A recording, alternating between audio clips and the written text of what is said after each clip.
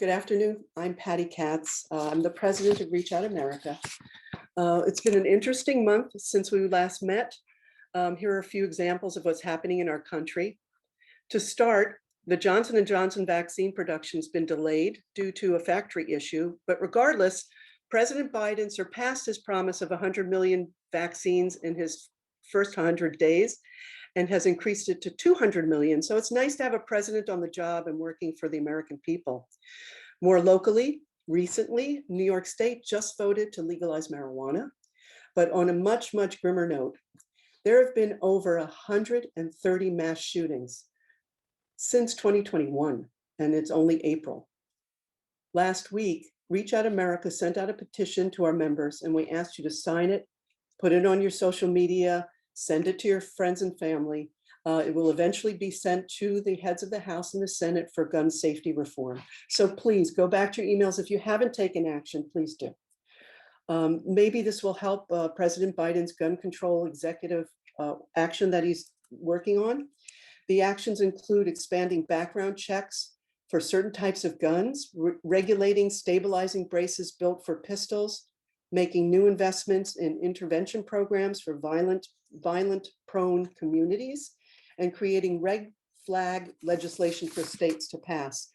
We'd like to extend kudos to Major League Baseball, as they took a bold stand by switching the All-Star game from Georgia to another state after Georgia passed legislation to restrict voting rights.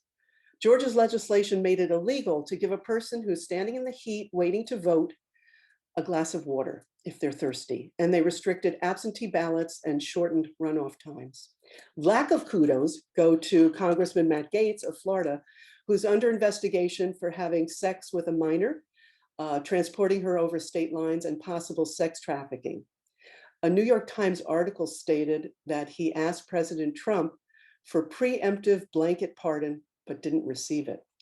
And another legal issue is the trial regarding the death of George Floyd, but it's a little too early for me to even for any outcome. So I'll report on it next month. And last but not least, the infrastructure bill is in the works. Republicans are fighting the bill. They're against anything the Democrats seem to be wanting to try to get done for our country. Our very own Congressman Tom Suozzi, who was here last month as our speaker, is saying if the SALT cap isn't repealed, he won't vote for the bill. Senate Majority Leader Chuck Schumer said he would do everything he can to get the bill repealed, calling it a, quote, dagger aimed at the heart of New York, unquote. Schumer, like Suozzi, introduced legislation eliminating the cap. So possibly our guest speaker will give us some insight on some of these issues. So I would now like to turn the virtual floor over to introduce her. Anyway, I think the people who are on know who I am, Harriet Becker. One of my functions in Reach Out America is to raise money, to raise funds for Reach Out America. We've had wonderful guests this trying period. What I was saying is please donate whatever you can. A membership is only $45 a year. Our website is reachout-america.com, and you could take it from there. So please donate whatever you can. Now, on to our guest for today. Congresswoman Kathleen Rice has been a prosecutor, an assistant DA, the Nassau County DA, more about that later, and now she is the representative for the 4th Congressional District. Since 2014, she's on the House Energy and Commerce Committees. She's a staunch advocate for gun safety and for women's rights. So we have been a friend of hers, I'm talking about Reach Out America, since 2005. It's hard to believe that so much time, oh my God, has gone by. And here's the story that I'd like to tell you about Kathleen and Reach Out America. Kathleen was either 8 or 9 and in the 3rd grade when Dennis Dillon was first elected Nassau County DA. He spent 8 terms in office, and he was endorsed by the ever-popular Rudy Giuliani. He was about to be cross-endorsed by both political parties. He was once a Democrat, by the way. So the Nassau County Dems said, wait a minute. We have a candidate who just might challenge Dennis Dillon. We all met Kathleen when she accepted an invitation to speak with Reach Out America. We loved her from the start. I remember going from door to door to door with her in Great Neck. People, and I remember that some of the men were thrilled to meet her. And so in 2005, she became the first female DA on Long Island. She was reelected in 2009 and again in 2013, and the rest is history. So here is my friend, Kathleen Rice. Oh, Harriet, I just adore you. Those 15 years, I can't believe it has been 15 years. It's just amazing to me. I want to say good morning to everyone. It's so great to be here with you. I want to, first of all, thank all of you for your hard work with Reach Out America. Harriet, I've adored you since the second I met you. Patty, thank you so much for your kind invitation here. Reach Out America may be small in size, but your impact is enormous. Right now, it's really hip and cool to kind of, do these kind of grassroots efforts, but Reach Out America was doing it before it was cool. And you have made meaningful and measurable change here on Long Island. I am so proud to be a friend of the organization, and I will always be grateful for your support of me. Literally, I could not have gotten elected as DA 15 years ago without all of you. The help that you gave me was instrumental in my election. You legitimized a young woman who, even though I grew up here, had not practiced law ever in Nassau County. And I will never forget how you had my back. And so when I got this invitation from Patty and from Harriet, I jumped at the chance to just tell you a little bit about what's going on in Washington, what we can expect going forward. It's hard to believe that we're already 3 months into this new year. And I have to say, it's such a refreshing change to be working with a unified government in Washington, even if our margins are slim. I have been I just started my 4th term, and I've been in every different makeup you can have. When I started, the Democrats were in the minority in the House, but we had a Democrat in the White House. The next term, we had, unfortunately, Republican. Then that became Republican, Democrat. We took control of the House again. And finally, thank God, in 2020, it's Dem, albeit by very small margins. But the Biden administration has been a great partner for us in Congress. And I am really pleased with what we've been able to accomplish right out of the gate. We should have gotten this final COVID bill done before Trump left office. But there was just no appetite for them to really once and for all crush the virus. So I'm relieved that we are finally approaching COVID with a fact-based, scientifically sound response. And there's no doubt that it's already making a difference. We were delivered on the central promise that we made to the American people during the last campaign, which was passing critically needed relief funding. I voted for the American Rescue Plan, which addresses both the economic and health crises that are gripping our nation. And I just want to give you some of the specifics that you might be aware of some, but not all. $1,400 stimulus checks to every qualifying individual and dependents. Most of those checks have already been delivered. The remaining ones are on the way. $300 per week in supplemental unemployment insurance all the way through September, which was a major break in the ultimate legislation. $350 billion for state and local governments. That was a deal breaker if we didn't get it for Democrats. We were able to make that happen. In total, New York is going to receive nearly $24 billion of that fund. Okay, so it's $12.6 billion in direct fiscal relief to New York State's government. New York's metropolitan cities are going to get $6.14 billion. Counties will receive $3.9 billion. And smaller cities, towns, and villages determined by population are going to receive $825 million. Nassau County, based on the mathematics, Nassau County is can expect to receive about $278 million. There's also $71 billion to combat the virus in the bill, including vaccine rollout, testing, tracing, et cetera. There's 130 billion to reopen K through 12 schools. We have got to get every single child back into the classroom. Huge win in the child tax credit, temporarily increased from $2,000 to $3,600 per child under 6, and $3,000 for children older than 6. That is an enormous shot in the arm for parents who are struggling during this pandemic. The bill supports the Emergency Connectivity Fund, which provides over $7 billion to the FCC's E-rate program. For those of you who don't know, this is a program that will allow us to reimburse schools and libraries for providing free broadband service. Critical lifeline for kids to do at-home learning. There is an additional $12 billion in nutrition assistance programs to help families put food on the table. We have more families and children food insecure now than ever before since the Great Depression. We have an additional $7.25 billion for small businesses via the PPP, the Paycheck Protection Program. We were very excited to be able to include $28.6 billion in the Restaurant Revitalization Fund, which is going to provide grants to restaurants equal to their pandemic revenue loss, up to $10 million per entity or $5 million per physical location. That program is expected to launch this month, and it's going to help some of our hardest hit businesses, which are restaurants. And also, we're able to include the Shuttered Venue Operators Grant Program, which authorizes $16 billion in grants for live entertainment venues. I mean, to look at Broadway and see how dark it's been for a year is just unbelievable. So this is the relief that we promised the vast majority of Americans. And by that, I don't mean just Democrats, I mean Americans, regardless of their political ideology. The vast majority of Americans supported this bill, and we delivered.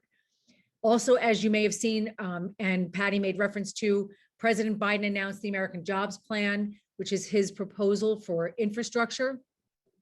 It's so far going to provide $2.5 trillion once in a generation capital investment in America.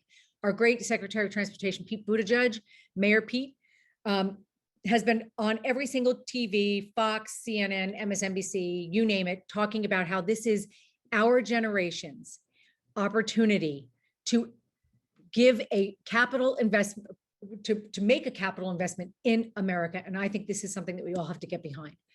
The plan includes, just briefly, $621 billion in transportation infrastructure, roads, bridges, transit, $111 billion for clean, safe drinking water, critical to New York because we have PFAS right here on Long Island, #1 place for PFAS contamination, and to say nothing of what's going on in Michigan. We have to be able to, and by the way, this money is going to help us replace 100% of the nation's lead pipes and service lines. It provides $100 billion to expand broadband infrastructure, to not just build out broadband to rural areas that don't have it, but for places like Long Island to make it actually affordable and accessible to people. It's also going to allow for a $50 billion to improve climate resiliency infrastructure. That is critically important. We know that here in New York more than anywhere.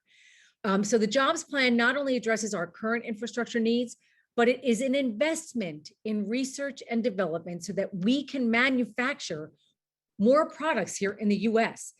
I think it's critical in our effort to counter the growing influence of China. Think about how much we were like all dying to get PPE, and we had limited supply chains. We had to rely on China and other limited supply chains to get us just the most basic PPE that we all needed during the pandemic. Now, this is an incredibly ambitious package, but this is an unprecedented moment.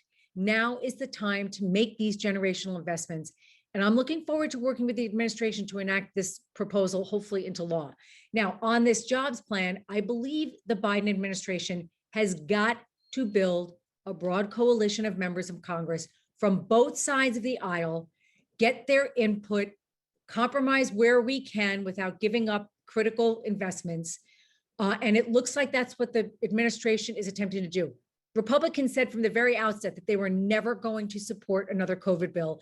And that's why we went the reconciliation route with the ARP. We're trying to do this in a bipartisan way now.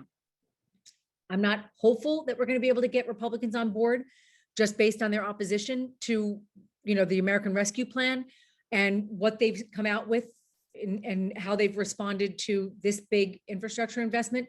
But I still think it's worth trying, because if Republicans would actually listen to their voters and their constituents, they would get on board. There was a recent Politico Morning Consult poll that showed that 71% of Republicans support the American Jobs Plan's proposal to modernize highways, roads, and bridges. 64% of Republicans support the proposal to improve caregiving for the elderly and the disabled, which is part of the program as well. And 62% of Republicans support the proposal to build and improve public schools. This is just unprecedented bipartisan support. It's widespread, bipartisan, and it must be heeded. Infrastructure has never in the past been a partisan issue. There's no reason for it to become one now. Red districts and states need to upgrade their roads and bridges just like blue states do. Additionally, I'm excited to be working on legislation from a new elevated platform in my position on the House Energy and Commerce Committee. I took the seat that was vacated, unfortunately, by Elliot Engel. This committee is one of the most powerful committees in Congress, and it has the broadest jurisdiction in the House, from public health to oversight of social media companies to the environment. There is a wide range of issues I'm going to be working on with the committee. Last month, we had a hearing with the CEOs of Facebook, Twitter, and YouTube about the spread of disinformation and misinformation that these companies promote. They promote it on their platforms. This disinformation ecosystem on social media platforms is literally tearing our country apart. We have tens of millions of our fellow Americans believing things that are simply not true, provably false, and they're falling victim to conspiracy theories online. I personally pressed Mark Zuckerberg about what Facebook is going to do to stop disinformation that was specifically targeted at veterans and military service members on his platform pre-January 6th of this year. We know that it wasn't just Russia. There were domestic mis and disinformation campaigns that were specifically targeted at veterans because of their patriotism, their training, their believing that they should believe the word of our chief executive, the president.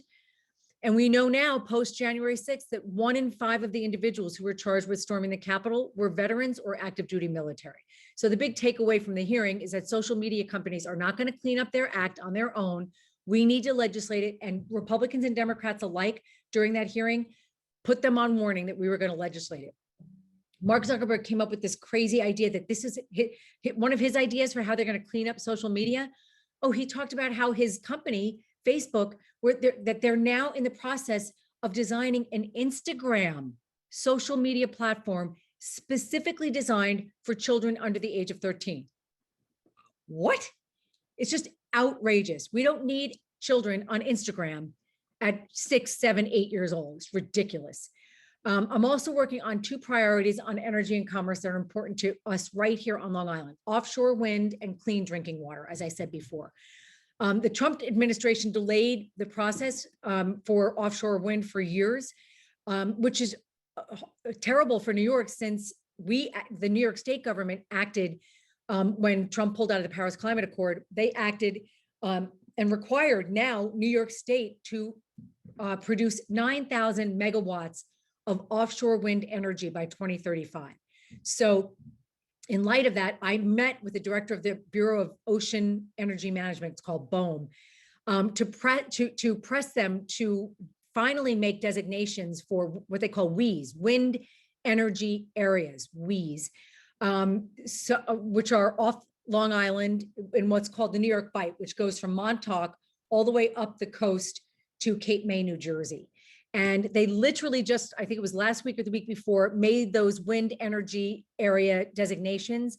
And so that's going to kick off this offshore wind development on Long Island. That's going to be, number one, great for the environment. And number two, it's going to create thousands of jobs on Long Island.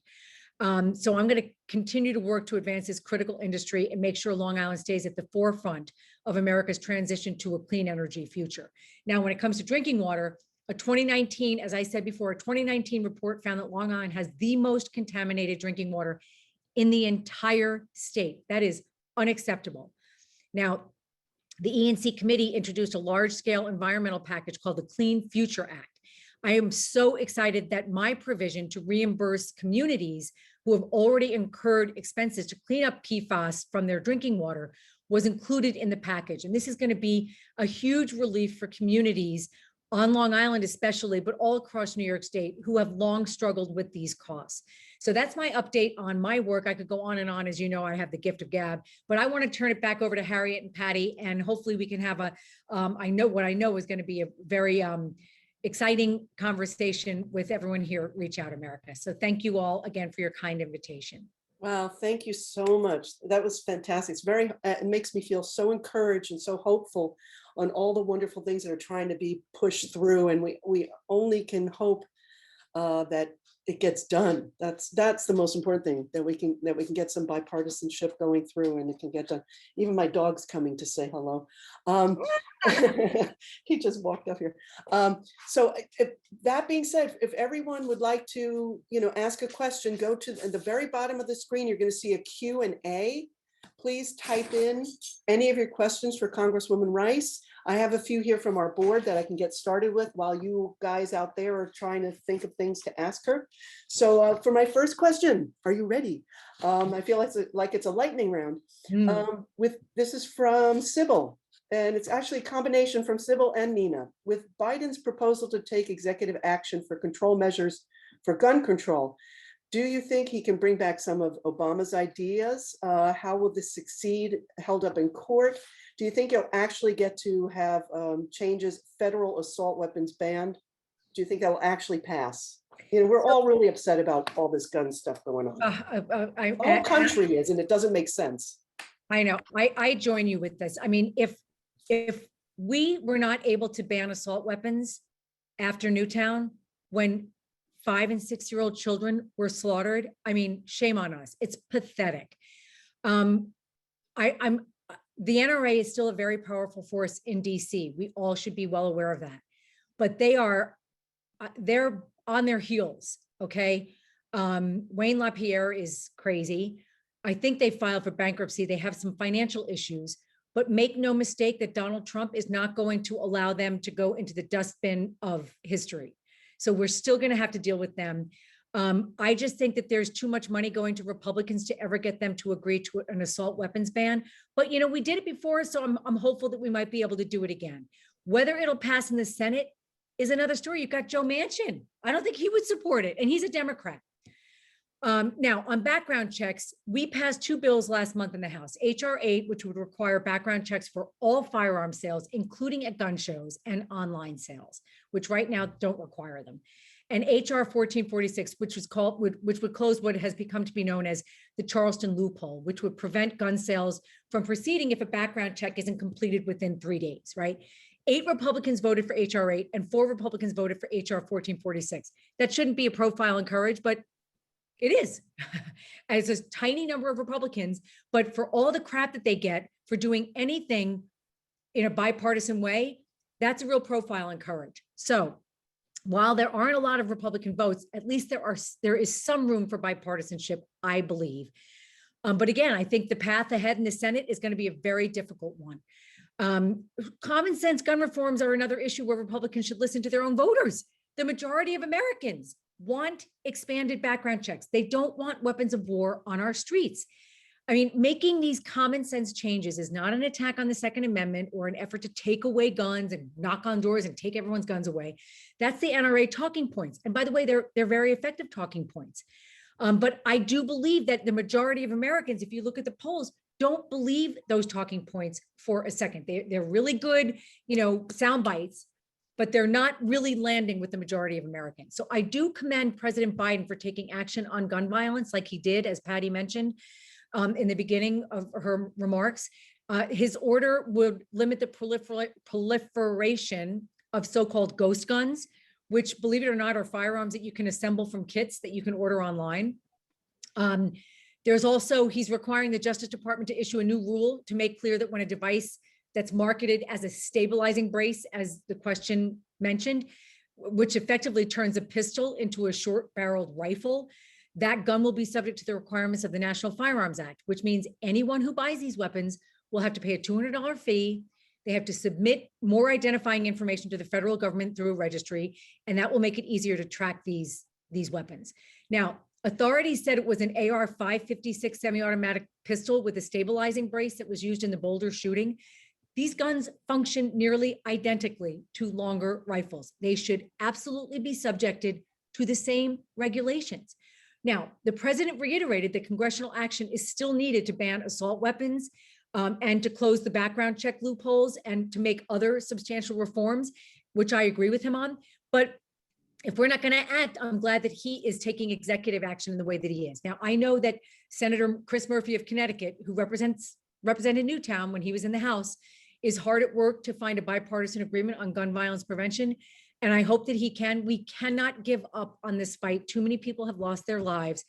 And look, the resounding cacophony that's coming from the grassroots with groups like yours, they have to keep the noise up, because that's what's going to finally get change and bring change in Washington. Yeah, and there was another shooting today. Yep. Oh, I didn't hear that. Yep. Where was it? Not far from where George Floyd was killed. Yes, that's right. Yeah. Yeah, well, that's why I want to just suggest to the people on this webinar to please, if you haven't signed the petition, that's exactly what we need to do. We need to keep putting pressure. The government, you guys are working very hard, but you also need to know from us that what we need, and this is, we really need gun reform. We need gun safety, and it's not, we all agree it's not about taking everybody's guns away, but No. there's no reason for people to have, automatic weapons and, these huge mass destructive weapons to, that they say to go hunting for a rabbit or a deer. It's just, it's got to be taken care of. So thank you for that. Hopefully something has to happen. Yeah. It's really, and you have so much support out there from so many people. And it's not even bipartisan, right? Yeah. All right, I have another question. Why do Democrats rush to condemn our own, even before all the facts are barred? Don't we lose valuable office holders while Republicans ignore far worse crimes in their own party, cementing their own power? I mean, look at Gates and look at Al Franken. Al Franken, that he was such a wonderful politician, and we needed him. So, and you've got Gates, who's still on the Justice Committee, right? So what do you think? So I have always, my parents instilled in me a very strong moral compass that was not defined by what political ideology a particular person followed. So from the very beginning of the Me Too movement, I have said there has got to be accountability. I don't care if you're a Republican or a Democrat. So if it was a Democrat who got in trouble, I said they should resign. And if it's a Republican, they should resign. I was the first member of Congress to say that I think that Governor Cuomo should resign. Do you know why? Because enough is enough. Okay. I don't think that we should look at Republicans as an example of moral leadership. They lie all the time. Lee Zeldin stood up on the floor of the well of the House right after we got control from the insurgents, the terrorists, on January 6th, in the early morning hours, January 7th, and continued to perpetuate the big lie. That's how they define themselves. That's who they are, but that's not who we are. And guess what? New York State is trying to dig themselves out of a huge financial hole that was made worse, existed before the pandemic, but was made worse by the pandemic. And there has to be accountability. You have a severely weakened governor. And I felt that if I'm going to be consistent and sit there and say that Donald Trump shouldn't be president because he's a serial sex abuser, well, you know what? Nothing was proven there in a court of law. And when people say you should know, as a former DA, you should know better than anyone about due process. I said, that's right. And I always followed due process in a courtroom. We're not in a courtroom. This is a court of public opinion. And if Democrats want to have any legitimacy in this area, you have to hold Democrats just as accountable as Republicans. And by the way, as a woman, I hate to look, Tom Reed was going to run for governor. He's one of my colleagues, Republican colleague from upstate. Some woman came out and said, this is what he did to me. He, assaulted me physically, sexually, somewhat. When we were out at some event, she was a lobbyist. And when she came out and said that, he said that that's not my recollection of what happened. But within 24 hours, he came out with what I felt was the most unequivocal apology from a man in a position that he was in, being accused of something that had happened some years before. He unequivocally said, I was wrong. I apologize to her. I apologize to my family, my colleagues, and I'm not going to run for governor, and I'm not running again. Talk about taking accountability. Now, he should, but we don't get unequivocal apologies like that from people in these positions. So I can't take responsibility for what happened to Al Franken and Matt Gaetz. I actually referred him to the ethics committee before I even knew about this stuff on an unrelated matter for which he was reprimanded after they found their credibility in the matter that I brought before them. So this guy's been a piece of dog do from day one. But that doesn't mean that we should be like, well, you know what? We protect our deviance and you protect yours, right? This is why people don't trust politicians, because they think that they can do whatever they want with complete immunity. And so that's, my position. And you know what, if people don't want to reelect me because I said that Cuomo should step down, I think I'm employable somewhere else. I would think so. Thank you. Thank you. It's a great answer. Okay. We have some attendee. Let's see, Joan. She would like to know, when can we get rid of the bad postmaster? Bring back first-class mail. He's destroyed mail sorters. He's a Trump leftover. He wants packages over first-class mail. So, that's a good question. I believe that Biden is well within his right to actually get rid of him. He's kind of like campaigning for this job. I mean, he was like the biggest, he was probably for an administration that hired more political hacks than any administration in the history of this country. This guy was particularly offensive. I mean, he had no measurable skill whatsoever. He has no business being in that position. And I, for one, hope he's going to be removed. I don't know what the holdup is there, but it's a really good question. And I will try to find out what the holdup is. Great, because it makes no sense to most of us. Makes no sense whatsoever. I agree with you. I'm going to see if I can get an answer to that before we get off this call. Oh, wonderful. Yeah. That'd be really great. Another question. This is from Jeanette. As a committee member on the Homeland Security, can you educate us regarding data and recommendations that your committee has sent to the Justice Department to assist them in their efforts to bring to justice those who participated in the January 6th insurrection, including who breached the Capitol, as well as the planners, supporters, who advanced the big lie that Trump won in 2020? And I guess, is there any credence to that House members the day before were conducting tours?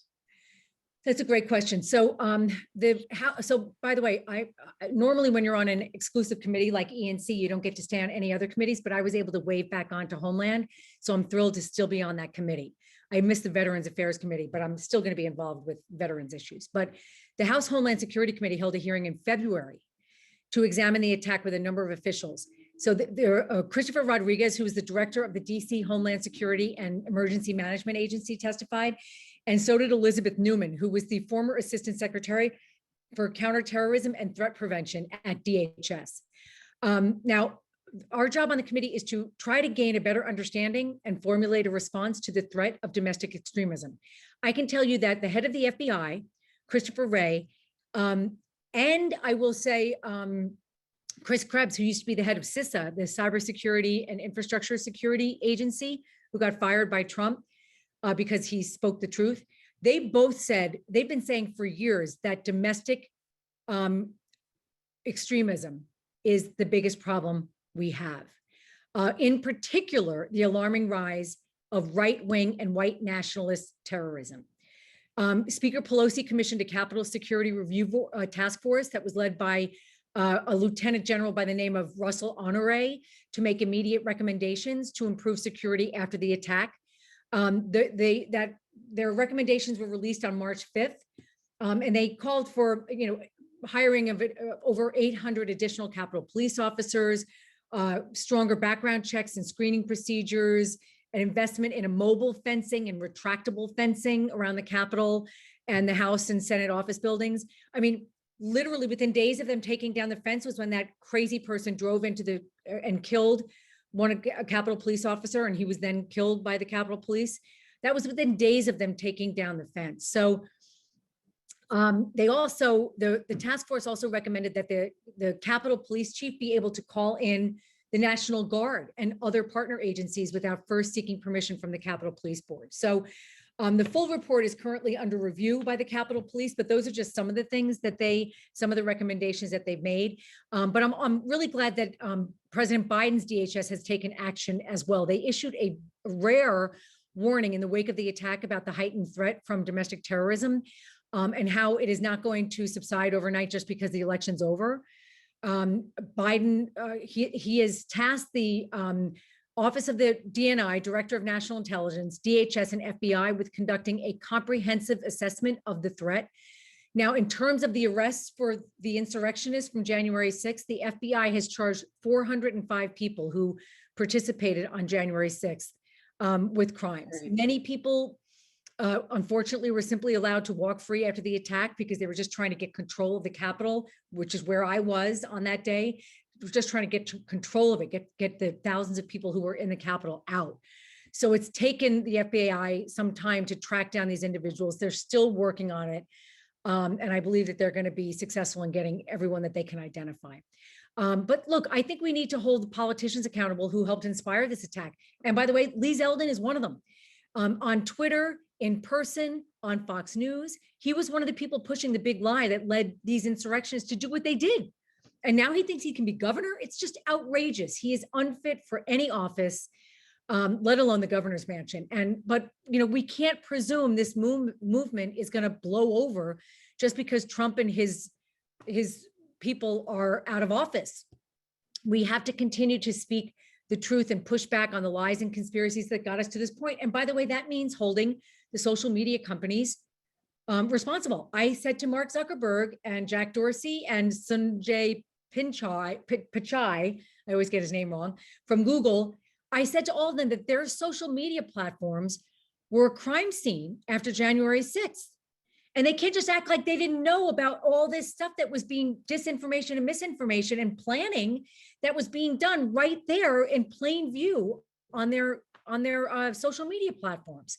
So, this is what we just have to look at. And by the way, get out and vote and get good people to run so that we don't have these QAnon people like Marjorie Taylor Greene coming to Congress to do nothing but obstruct and perpetuate this white supremacist demagoguery that led to the insurrection on January 6th. I just want to give you an update on DeGioia, the Postmaster General. The Board of Governors would have to remove him. But they are also Trump appointees. Now, Biden gets to nominate 3 people to the Board of Governors. He's just waiting on the Senate to confirm them. And once that happens, I believe that the Board of Governors will be able to remove DeGioia. Oh, that's great news. Thank you for that hot off the press. Hot off the press. That's fantastic. You've heard it here first, folks. Okay, I have another question from actually Jeanette really was on the ball today.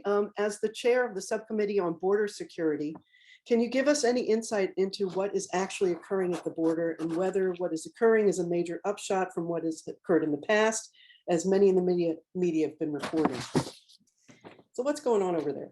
All right. So the problem, basically it's the same thing that has been happening for years. Trump didn't create the border crisis. It actually, that terrible summer when all those unaccompanied children came, that was under the Biden administration, right? But here's the bottom line. We can have an orderly and humane border if we take a holistic approach and work to fix these problems in the region, okay, before they get to the US. Trump wanted to cut all foreign aid to Central America. Said, let them take care of their own problems. Well, guess what? If you don't help them there, their problems become our problems. The Biden administration has a plan to address this issue. They are investing in Central America to enable the governments there and the NGOs to stabilize their economy, address violence, and strengthen governments and civil society. Critical foreign investment that will keep us safe here. They're establishing a refugee processing in the regions in Central America, right? Whether it's the Northern Triangle countries or any other countries, so that people who are being, want to seek asylum, they can apply for it through legal channels in their own countries. So they don't have to make the dangerous journey just to either be turned back around or to be kept in, unsanitary conditions at the border. We have to strengthen, the Biden administration has a plan to strengthen other countries' asylum systems. We have to add technology at the border. We have to repair our crumbling infrastructure at ports of entry. I've been there many times. It is pathetic. We have to, once and for all, provide more asylum judges so to efficiently and fairly process these asylum claims. Basically, what the Trump administration says was no more asylum, right? We're gonna deny every asylum claim, and we're gonna make you, for those of you who insist on applying for asylum, we're gonna send you back to Mexico, that whole remain in Mexico policy, and we're gonna make you sit there and wait until your claim is heard, when they had no intention of hearing any of these claims. So there's no doubt that there's a humanitarian crisis at the border right now. There's no doubt about it. And it's Biden's responsibility now. We can't blame Trump. So as of March 24th, more than 5,100 children, which is a record number, were in US Customs and Border Protection custody. They're not meant to be in CBP custody. They're meant to be sent to HHS within 72 hours, where they are then placed with family members who are here in this country. Right now, they're still in unsuitable jail-like facilities, often for longer than that 72-hour period. Now, in their defense, the Biden administration has had to reconstruct these facilities because a lot of them were shut down under the Trump administration. So they've been racing to transfer children to HHS facilities because they are actually able to hold them. They get health care, they get educated, they get a bed. They're not sleeping on a floor with a Nylar, whatever you say, cover on them. And they're, the HHS people are properly equipped to provide humane living conditions. The administration is also working to release children more quickly to sponsors, including either family members or foster families in the US. But we have not been able to keep pace with the number of new arrivals. So as of last month, for instance, HHS was only able to use about half of its congressionally funded capacity because of COVID-19 protocols. And because of, as I said before, because of the facilities that were shut down under the Trump administration. So the Biden team is working to expand that capacity again. They've said it will take time. Congress needs to keep the pressure on them, which is our job to ensure that it happens as soon as possible. And by the way, Congress needs to act itself. We have to pass comprehensive immigration reform. It's going to be almost impossible to do in this hyper-partisan atmosphere, but we have to get to the root causes of migration, okay? And we have to add technology at the border, and we have to reform our legal immigration system. We can't blame the Trump administration anymore. Great, thank you. Let's see, Harriet asked, whom would you like to see run for governor? Well, I mean, there's a whole host of people. I mean, look, so all of you guys, and I think you know this for me by now. I actually want to race against a man who thought that he could, once he got elected, that he was never going to get unelected. And guess what? For 30 years, that was true. We need term limits, right? I think that when you have people in power for too long, look at, i.e. Tom Spota, who, by the way, is on his way to federal prison, my counterpart in Suffolk County. Newsday, I used to fight with Newsday all the time. I'm like, why are you always picking on me? Because you're ambitious. Huh? Well, you don't want to be DA for the rest of your life. You're going to run for this, you're going to run for that. I go, all right, so whether that's true or not, why do you give Tom Spota a pass? Well, because he just wants to be DA. Well, guess what? He was a corrupt DA, and now he's going off to federal prison. So I just think that keeping people in office for a long time has a tendency to imbue them with a power that is outsized and can be manipulated and abused. So we need term limits. It's going to be hard to get through Albany, just like it's going to be hard to get through Washington, because no one's going to want to term limit themselves. But that's what we need. We need politicians with the courage to do that. And as I said, I think I'm employable in the private sector. So if I don't lose or I'm term limited out, it's okay, right? There are tons of other people who want to serve the public and they should be able to. Look, you've already got Lee Zeldin saying he's going to run for governor. There might, Lee Stefanik was maybe saying, now, by the way, neither one of them should be governor, trust me. But I feel confident that, if Cuomo were to say, I'm not going to run for a fourth term, okay? Remember, it's not his first reelect. This would be his fourth term, that there are a lot of capable New Yorkers who would step up to the plate. Okay, So, great. so Andrew, I just want Go to, ahead, go ahead. so Andrew Yang is still the front runner. Yeah. And, but according to things that I've read, he really doesn't know much about New York. Did you see that article yesterday, Harriet, in the Times? Yeah. I mean, he's never run anything, which we should have learned from de Blasio. Sorry, no offense, but like, I know he's a Democrat, but the guy never did a damn thing. And now look at the city, right? But I will say that, leaders come in many different forms. And, the interesting thing about that article, I thought, Harriet, and I don't know how many other people on this call read it, but they were basically saying that right now, he's resonating with people because what people need is someone with optimism and hope that New York City is going to come back, and it's going to come back better and stronger than ever. And he's that kind of cheerleader right now. And he also, because he ran for president, he also has the highest name recognition. So we'll see. We'll see. Correct. That's correct. Okay, I just want to remind everybody, if you want to ask a question to the Congresswoman, just go to the Q&A and type it in, okay, and I'll read it. I have a question from Sandy from our board. The Dems have a tendency to shoot themselves in the foot. They support excellent ideas for the country and then come up with poor branding to sell the ideas, like phrases like defund the police, when that's not really the idea, is at all. How about a better way to support reparations to African Americans? Why are Republicans better at this? Honestly, Patty, I got to tell you, great question, because I have been saying forever that Republicans are so much better at messaging than we are. It is a sad but true fact. It drives me bonkers.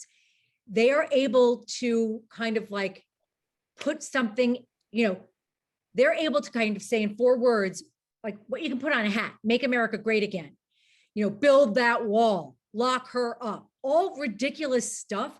But like, it stays with you. And if you say it enough, and they're very good at like relentlessly staying on message. We do not stay on message. Our message stinks, number one, and we don't even stay on the message that stinks.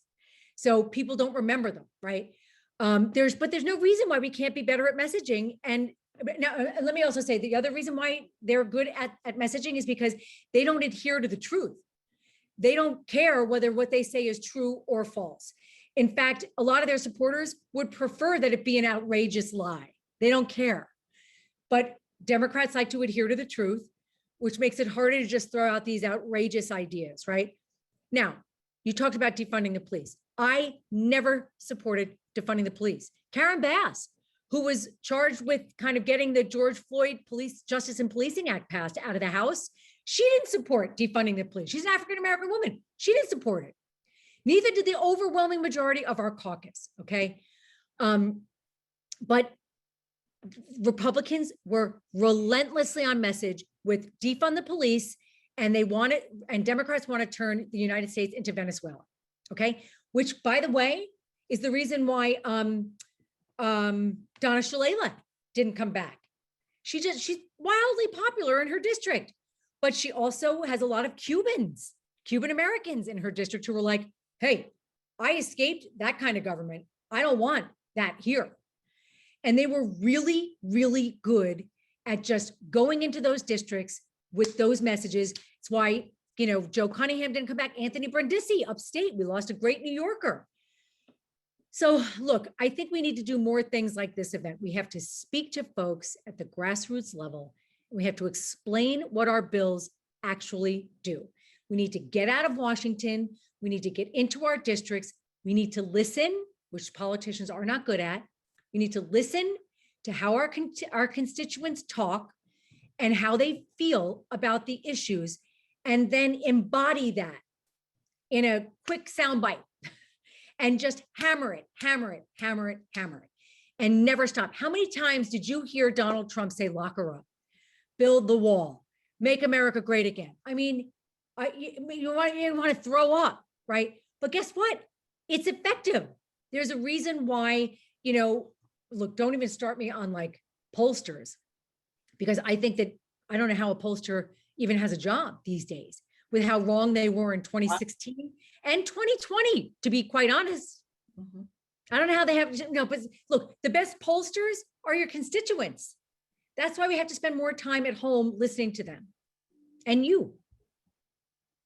Great. Well, it looks like things are shifting a little bit when I saw Kamala Harris going out to really put it out there. And, Democrats really need to toot their horn.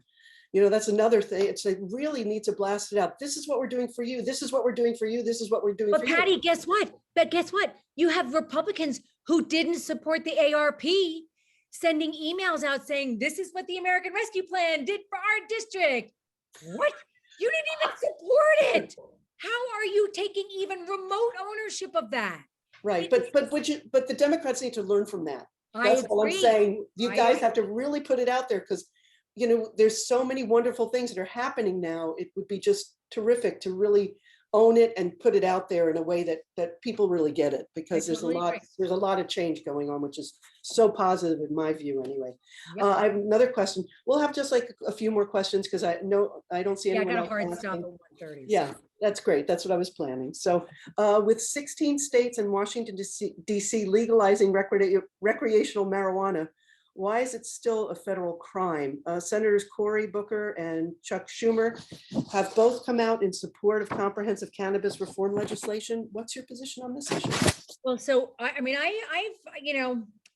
look, I've seen too many families and communities torn apart by drug abuse and drug trafficking that, this has been a long road for me. I've kind of shifted a little bit. I supported medicinal marijuana. I supported the governor in New York years ago when he wanted to decriminalize small personal use amounts of marijuana because it was being used as a pretextual way to arrest Black and brown people. I just. Okay, you could say. So anyway, so here's my thing. I mean, I know that New York State did it.